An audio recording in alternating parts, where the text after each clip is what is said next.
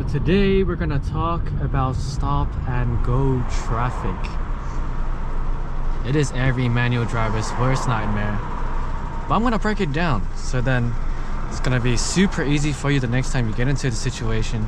And to be honest, stop and go traffic can actually be quite fun because you can utilize the different characteristics of a manual car that you wouldn't be able to usually when you're in an automatic. But anyway, let's get started. So the first thing you have to do when you're in stop and go traffic is you need to leave a gap with the car in front of you.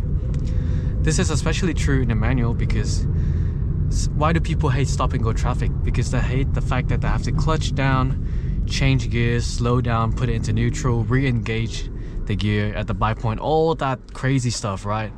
When you leave a gap with the car in front of you, you're effectively reducing the number of times you have to do that because you can cruise at a constant speed for longer. The second thing I want to talk about is when you are traveling at very slow speed in stop and go traffic. I'm talking about under 15 k's an hour and you're just cruising.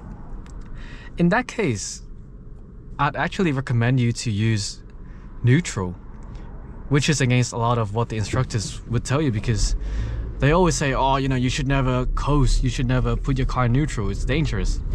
But when you are traveling at very low speeds, first of all, when you are under 15 k's an hour, I'd assume you'd have to use first gear. And in that case, first gear can be really jerky. And it's actually really hard to modulate the pedal in first gear because it's very high torque, it's really sensitive. So in that case, putting your car in neutral isn't actually so bad because of the fact that you are at a relatively slow speed. If you have to brake, you don't have to use so much power to actually fully stop. And that's actually the main thing about coasting being bad, because when you're traveling at high speeds, right, 50k, 60k's an hour, 70k's an hour, and you put your car in neutral, your brake then has to do a lot of work to slow you down. But if you're here, I'm traveling 12k's an hour, I'm just in neutral, and when I have to fully stop, I barely have to use any brakes to bring my car fully to a stop. But if I don't use the brakes, my car can just coast for, you know, for a little bit until I eventually have to stop.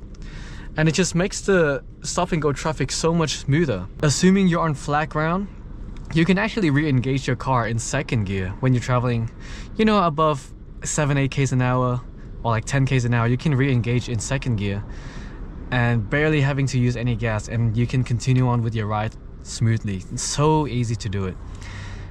And it just makes stop and go traffic so smooth and so easy. When you're in stop and go traffic going under 15k's an hour and you're just traveling, please use neutral. Don't use first gear because first gear is really torquey and it's gonna make your drive really jerky, right?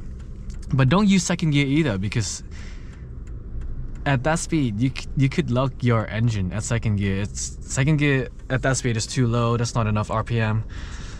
It's not going to be a pleasant experience either. You could potentially stall your car if you're on a slight incline. So make sure to just use neutral, just coast. Have your foot on the brake because your car is just coasting, right? Your main focus should be just letting it roll and just stopping when you eventually have to stop. But when you do have to go, just chuck your car in second gear, give it a bit of gas, slip it a bit, and continue on. It's gonna be so much smoother than you staying in first gear and having to really be careful with your pedal modulation. Those are the two things I wanted to say about stop and go traffic.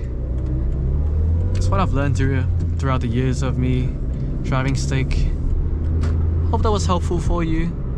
Go and implement those two things and hopefully your stop and go traffic experience will be better.